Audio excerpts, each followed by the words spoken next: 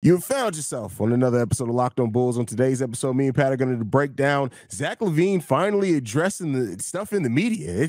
Hey, he said some stuff. He threw a little bit of people under the bus as well. We're going to talk about that. We're going to talk about the Chicago Bulls being reluctant to trade Alex Caruso and if that's the right move. And how will the Bulls offense look tonight against the Spurs? We're going to get into all that and more right after this.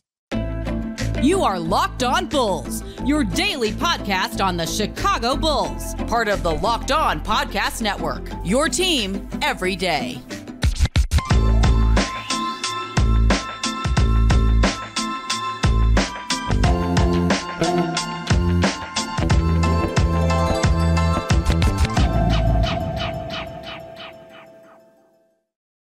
Thank you for tuning in to Locked On Bulls, member of the Locked On Podcast Network, where it's your team every single day. That's Pat the Designer, host and creator of the Windy City Breeze and host of the Chicago Bears podcast over at ESPN 1000. I'm Haize, host and creator of Chicago Bulls and Chicago Bears Central. And today's episode is brought to you by PrizePicks, the easiest and most exciting way to play daily fantasy sports. Go to prizepicks.com/LockedOnNBA and use code all lowercase LockedOnNBA for first deposit match up to $100. Pat, not maybe in the way that many Bulls fans are hoping to see, but Zach LaVien did have media availability. This came back late yesterday, and he talked about, kind of the injury, which he did basically clarify that he does have. It's something going on with the fifth metatarsal, which is a pinky toe. Basically has a dislocated pinky toe. It's basically what it comes down to. But then also saying that he's tired of the off the court stuff. Now, not necessarily, people have quoted this as coming from his mouth. It did not come from his mouth, but it was Casey Johnson's basically.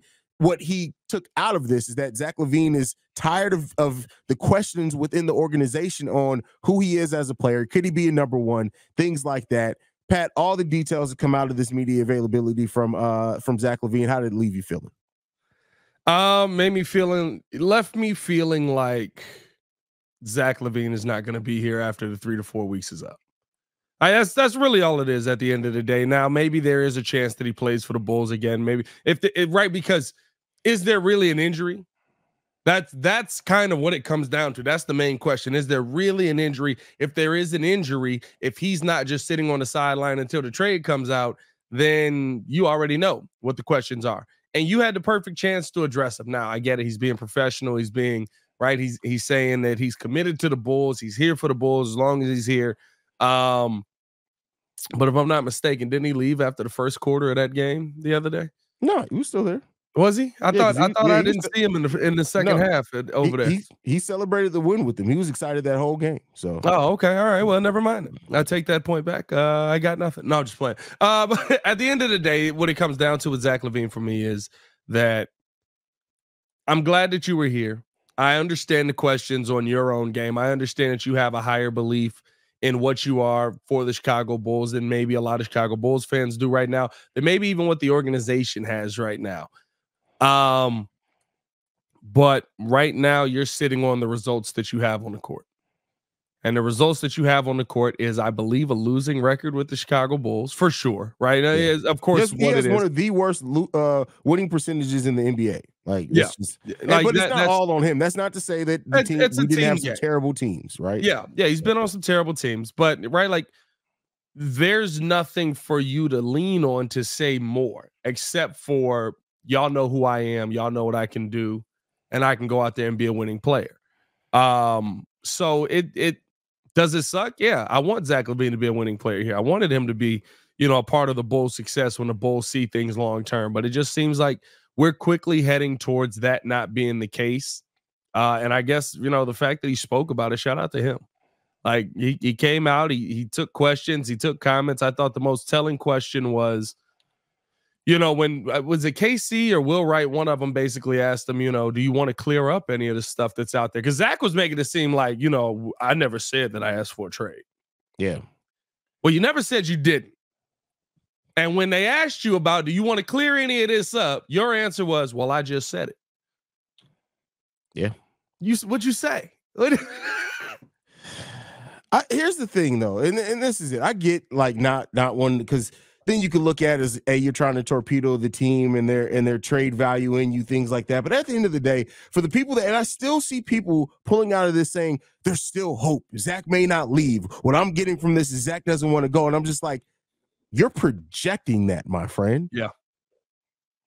Like, yeah, I like nothing in this said to me, hey, I don't want to leave the Chicago Bulls. Like, because he said that before, right? I want to be here.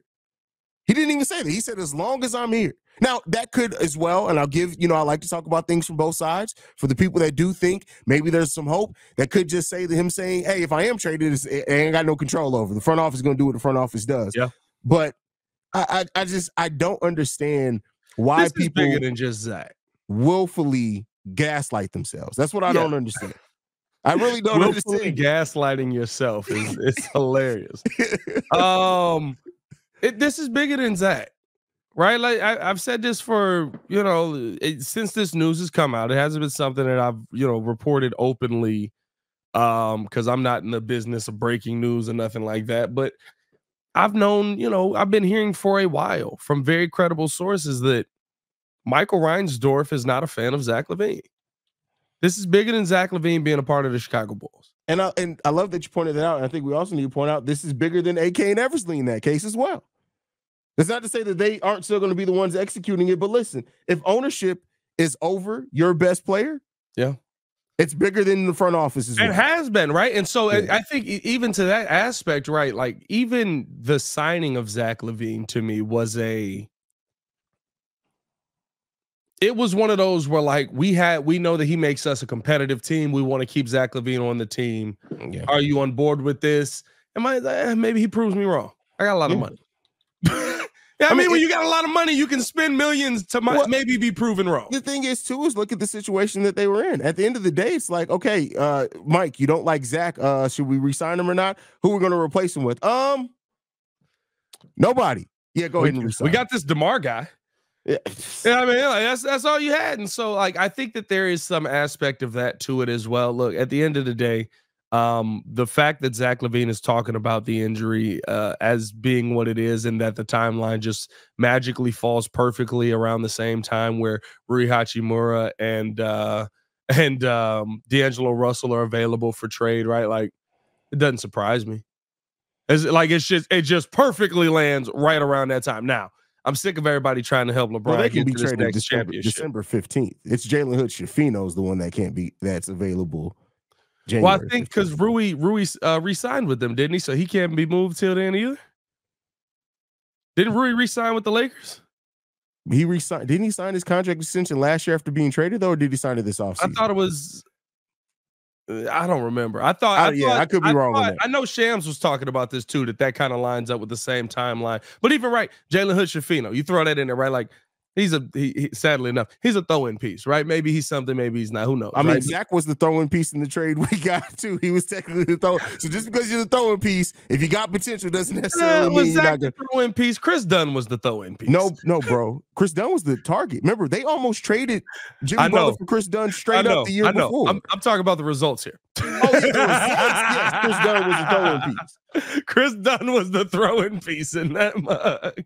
Which is wild, because I'd actually still take Chris Dunn on this team. It's 2 steals a game is pretty impressive. He can't score to save his life, and he's trying to pick fights with Kevin Durant. Like that's not Kevin Durant, with Luka. Listen, somebody needs to. Luka needs somebody. Never mind. I can't say that on air. You can. Well, I can't. I don't know. Our channel manager is our boss. Is the guy he kind of loves Luka. Yeah, like, he kind of looks like him a little bit. He looks like low budget, like Wish.com Luka.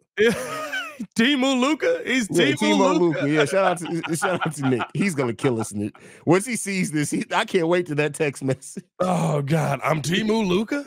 It's tough. But no, at the end of the day, right, with Zach LaVien, the hope is that you can find something out of him, and that listen, I'm glad that he's keeping it classy, he's keeping it professional. I don't want this to get ugly.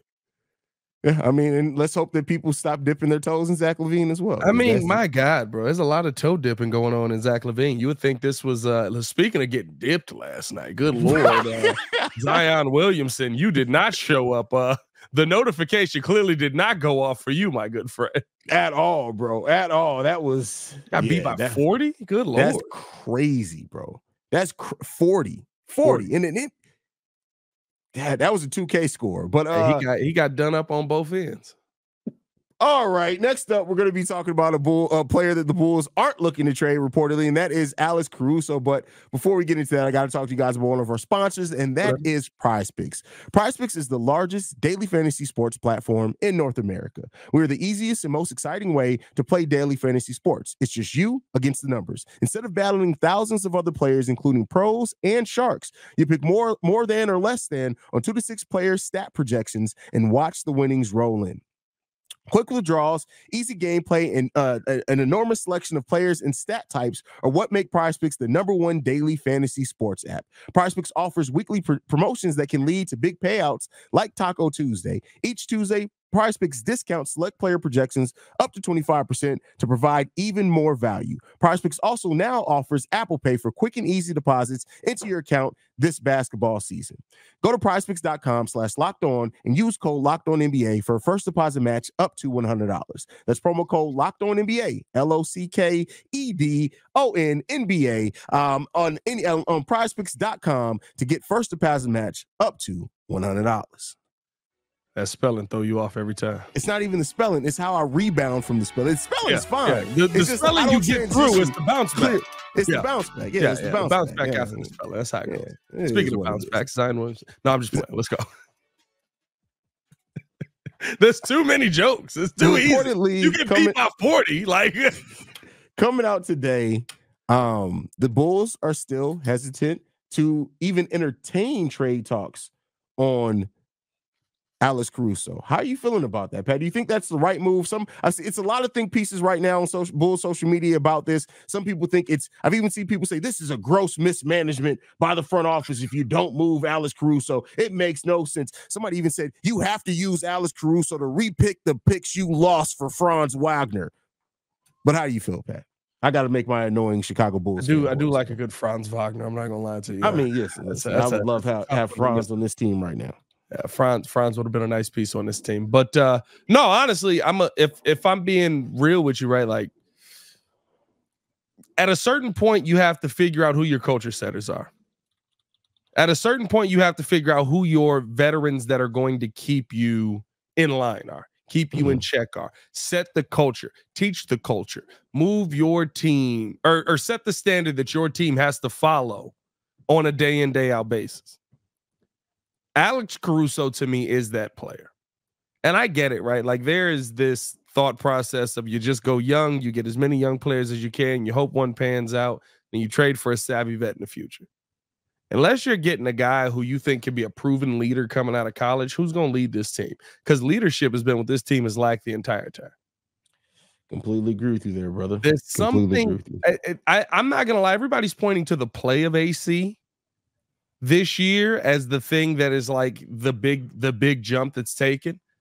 For some reason, we're seeing Alex Caruso's words have more of an impact than we've ever seen them have in his tenure here. Yep.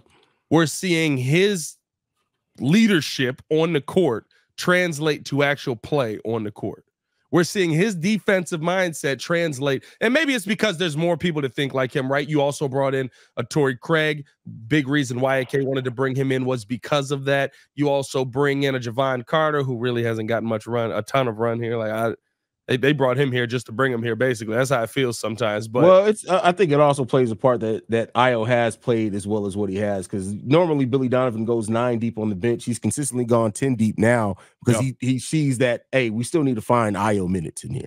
Yeah, no, 100%. And we talked about that before the season started, right? If Carter's playing heavily, where you getting Io time on the court? We're seeing Io play better. Even just to me, right, like the message that Caruso is putting out there and that Billy Donovan probably wanted to put out there, the toughness you want this team to have, you're finally seeing it.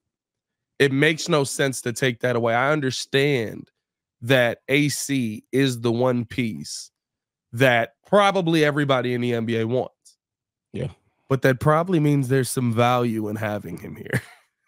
This is the way that I look at it when it comes to AC. As having a culture-setting piece, you can't get very much better than Alex Caruso. He sacrifices, he plays his role. He also backed up his talk. He talked about coming into this, I want my offensive intensity to match what I've been bringing defense. You know what he's done? He's done it. He's become one of the best three-point shooters per percentage in the NBA this season, not just on this Bulls team. So I love that part of it. But to me, it comes down to this, and I understand the people who say we got to look to explore it as well, because if you have any inclination, any feeling that Alex Caruso may walk in free agency, not this upcoming summer, but next summer, to me, that's when you may look to have to try to move him. Now, they'll know that better than what we do. If they get the vibe and feeling that, no, AC is a culture guy. He loves being here in Chicago. He loves the guys. He already has his ring.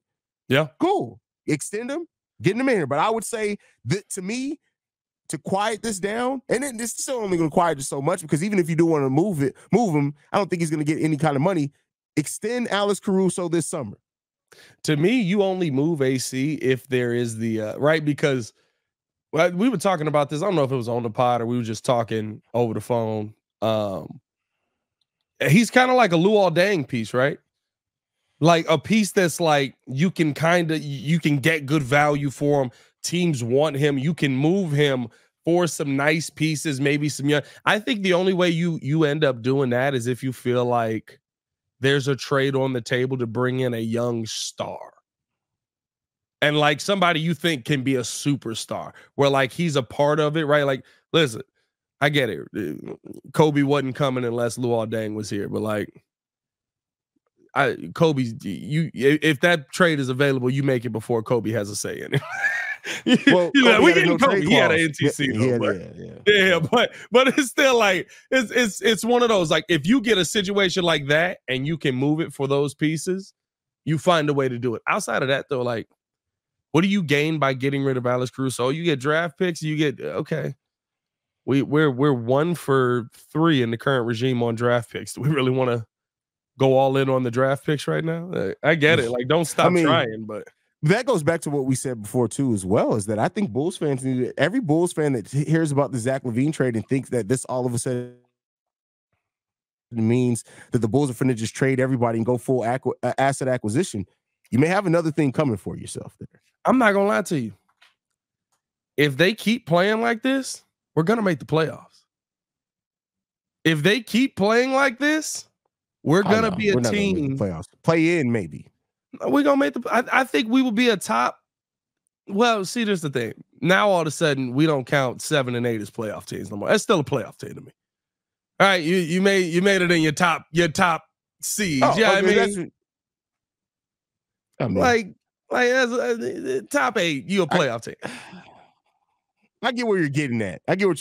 But to me, we'll see. Unless we just don't change the mindset. Like, is that what we changing it to now? Like, it's only top 6 as playoff team? No, because we saw ugly Chicago Bulls offense creep back up against the Charlotte Hornets. So let's see if they're gonna keep this consistent, where if they don't go back to just watching people isolate before I'm willing to. I will say that though, like the way that the team played for the most part over this 3-game winning streak, if they could do that, I could see them sneaking in the playoff. Well, and that's what I mean, right? Like, listen, you got to play like we saw you play pretty much in the last 3 games, right? Where, during Charlotte, that was the most down we saw them in the fourth quarter over these last 3 games. And it's like, okay, like you had 1 bad quarter out of 3 games. I can deal with that. But if they play the way that they played in these 3 games the rest of the season, they're going to be a playoff team. And it seems like DeMar DeRozan is kind of just fit perfectly in with what the new regime or with what the new thought process on this team is. He's just, hey, I'm here. We move it. Boom. All right. You need me facilitate? Yep. I got you. Lay. Here we go to the bucket. Whatever y'all need. Oh, now you want me to be DeMar DeRozan? Bet. Pump fake. Pump fake. Pump fake. Pump fake. Pump it up. Pull up midi. That's what he's become now. And I think that fits well. So if they can do that and you have an AC on the team, they're not going to get rid of AC. They're going to try. Every year that they can, the Chicago Bulls are going to try and be a playoff team. Every year, as long as this front office is there. As long as they get used to that. Like I said, and then the only thing that I would say changes that is if they get the feeling like, hey, Caruso's probably not re-signing here. Yeah, that's different. Then it's the time where it's like, okay, but if you can extend Caruso this summer, which he is extension eligible this summer, you get that done. I wouldn't. What's before we get out this segment? What is the most with this Bulls team right now that you would pay Alex Caruso on an extension? Because I tell you what, I'm looking at Alex Caruso and I'm saying I'm not wincing at 15, 16 million at all. I think you might be a little low. I mean, I'm not saying that I'm not low either. I'm just saying that that's almost doubling what he's getting now. Keep 9.5 now. So you're probably going to be paying Alex Caruso. Remember how we said if P. Will did what Alex Caruso's doing right now, basically he's going to get 20 million. Yeah. You're probably paying Alex Caruso 20 million. Again, don't think of this in, I know it's dollars, but don't think of this in actual dollars. 12% of the cap, if I'm not mistaken, off the top of my head. Think of this in percentages. Like, what is it, 14%? Something like that? It's nothing. So what? It's the same. That's what Vooch is on, right? Yeah. So the Vooch is 11.18% of the cap, and keep in mind salary cap's going up, so it's going to be about 11-12%. It'll be like 9% of the cap.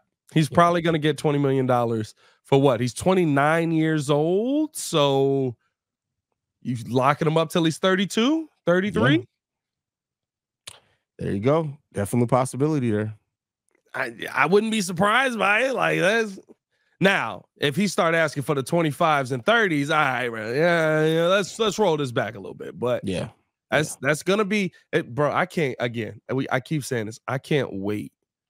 I'm so glad that the NBA is making such drastic changes because old heads are about to just start falling off left and right.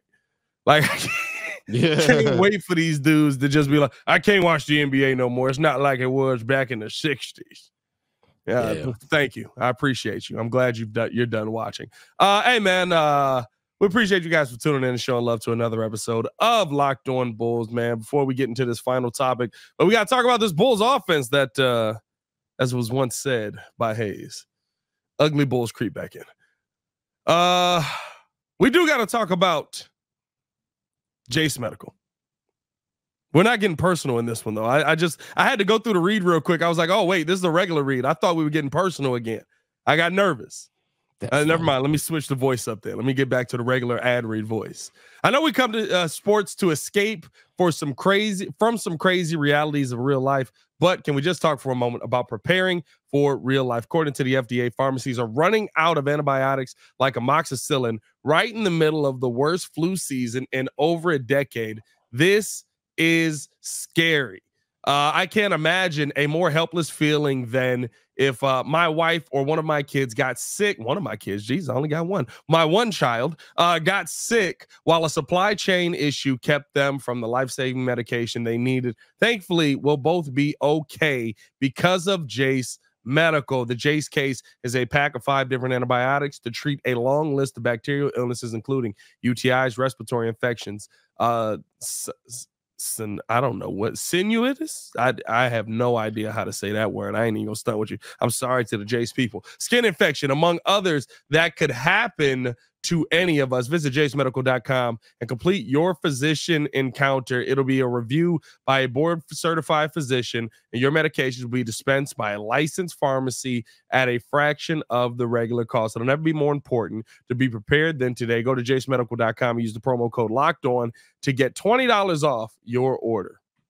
I had a stroke right there. I'm talking about you reading, brother. Hey, see, that's what you get, man. They threw a big word in front of you. Bro, what is that? Sinuitis? Hey, that sounds bad. I don't know. I have no idea what it is. I'm not gonna front like I do, but that sounds bad. Sinuitis? I don't know how to say that, bro. Sinuitis bags, bro. Trey. Before we go, man, we got to talk about the game going down tonight against the San Antonio Spurs. Do you think we see the good Bulls offense, or do you think we see the ugly Bulls offense tonight against the San Antonio Spurs? I think first off, the question is the defense, now that they finally took Jeremy Shohan out. But that's funny. We've only been calling for that since the third game we saw. Bro, it's like, why? Like, why would you start this power forward at point guard? And anyway, go ahead. Pop just doing stuff at this point. Pop just went. Now, I know that he did say that he wanted to develop his ball handling skills. So hopefully that ends up working in the long run, because I tell you what, he was a god-awful point guard. I can tell you this right now. It did not. But no, the Spurs are to me, the Spurs are an interesting team. This is going to be the Bulls' first look at Wemby, who's come a little bit back down to earth. Yeah. I mean, now I think that when you look at a player like Wemby, you know what the abilities are there, and guys usually get right versus the Chicago Bulls. But I think that this Bulls offense as a whole, because they've become a more we're going to shoot the ball from deep type team, I think that there's actually going to be a little bit more of an advantage to them shooting more 3-pointers this season versus trying to go into the paint like they usually do and just sit down there and get shots up over Wemby. The one thing that has not gone away is Wemby can still block shots. So as long as he's on the court, you know there's that threat of him being able to block shots. You know there's that threat of him being able to change your shot, and I think he changes offenses as a whole. You got to see the same Kobe White come out tonight. You see that you get the Kobe White we've been getting, you're going to be okay. Yeah. I mean, so with Wemby's ability to block shots, do you think that how much does that hamper the Bulls getting penetrated? How much do you think that hampers the Bulls' ability to get to the rim? There's no way. That's not better. That's not better. I'm not going to. But at this point, it's going to be what it's going to be. Yeah. Hey, man, listen, if you're not getting to the rim, what are you doing? Zion Williams. Oh, wait. And porn. Calm down, Stephen A. What are you doing here? I think so. He has that same effect that Gobert has, right? Like because of and even more so, right? Because you kind of have to, when you play against Wemby, you almost have to like worry about him from the under the rim all the way out to the free throw line because of the length that he has, right? Because he's able to basically quick pivot, get back out, block your shot on a step back, no matter what it is, right? There's no good way to say any of this. I don't know. I see the smile popping up on your face. I try to hold it in. First of all, you said get to the rim, and then after that, you said the length he has. Under the rim, and then the length he has. It's just, there was a 1-2 punch there, bro. I can't help but smile at it. You can't help but smile at it, dog. But no, I mean, pause. That's now we're getting petty. But no, I think at the end of the day, right, like when you talk about him as well, right, we always focus in on Wemby, but Devin Vassell turning himself into a much better defender. You, of course, Sohan is still going to get in the game. It's not like he's not going to play, but they got some guys down there who do a good job on the defensive end, Keldon Johnson as well. It's not going to be a Spurs team that's going to be an easy one to beat, and so I expect the Bulls to have a little bit of struggle versus this Spurs team. I actually think that there's a real shot that they could end up losing this game because of how focused they are inside the paint, in the middle of the in the post, in at the mid-range area, different things like that. I think when it comes down to it, it's this too. Like Pop is the best coach in the NBA, one of the best coaches in NBA history, and so I think that I'm always going to have concerns over that, even though they're only a 3-win team. But you got to what they're 13-game losing streak. I think they are. That's a 3-17 team, 13-game losing streak. Yeah. A team that is middle of the pack offensively, middle of the pack defensively, but they're number 3 in assists, which is crazy in the NBA. That seems like a recipe for a Bulls loss. So I hope that that's not the case. And you look at that last 5, right? It's not like this team is getting destroyed, right? You lost to the Nuggets 132-120. No defense being played in that game, but high scoring output. Hawks 137-135. Maybe I've hyped up this defense too much a little bit here. Jesus. Pelicans 121-106, Timberwolves 102-94, and then you got the Bulls. Like they're competing in these games, right? Like it's not like they're just getting dog walked off the court. They're actually going out there and being able to compete. So a lot of times it's very much like we said with Charlotte, right? When we looked at Charlotte, it was like, yeah, Charlotte's getting beat, but like they're not getting blown out of the water night in and night out. It's not Washington. Bro, you literally, 2 out of those are double-digit losses. They lost one game by 12, one by 15. They lost one by 2, and then the other one by 8. They're not getting like blown out like Zion Williamson, but like at the end of the day, it's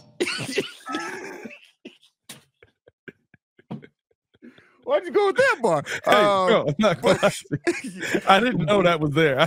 Once again, I didn't know that was there. I thought it was set for the Zion track, and I missed it. That is funny, bro. That's funny.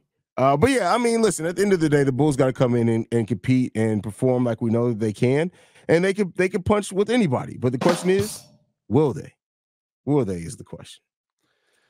I don't know, man. We'll see. Do we get the winning music today? That's what everybody wants to know. When we go live after this game, are we going to be able to hear the winning music from Pat the Designer? I'm gonna have to bring the winning music over here, bro. They took away my live call, man. We got a little too. Pat's going through it, man. Pat's getting too big. Y'all don't even know. Me and Haize have talked about this like 6 times, bro. The fact that I am no longer. I mean, they can't you're not allowed to, but a letter from a lawyer can. So I'm not going to desist.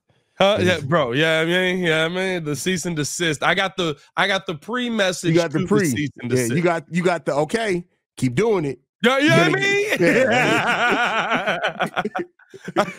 So I'm going through it a little bit. I got to figure out what we're gonna do for Bulls games, man. We might do a little watch party action. You're always welcome to join me on the halftime hangouts. Might pull up on a halftime hangouts. Yeah, I mean, just kick it with Haize. I don't know what to do with my time anymore, bro. I haven't watched a Bulls game alone in years, and I know I watch it alone, by myself, but watching the Bulls without my support group of the audience is it's a very stressful idea. That's funny. I just gotta watch. You just gotta watch. You gotta watch it regularly. You gotta hear Stacey King. You know? I do get to hear Stacey King now, so that's a plus. I love that. Hit that like button, subscribe to the page, leave that 5-star review. Y'all know what to do. All that good stuff, man. Make sure to follow me on everything at Pat the Designer. Make sure to follow us both on everything at Locked On Bulls. I weep openly at the death of the live call. You guys can follow me at CEO Haize, at CEO Haize. Want to thank you guys for tuning in to another episode of Locked On Bulls. We'll be live tonight after the game. So if you guys are on the podcast side, go over to the YouTube side after the game. We'll be live shortly thereafter that. But thank you guys so much for tuning in. For Pat the Designer, I'm Haize. This has been another episode of Locked On Bulls. Peace, y'all. Peace.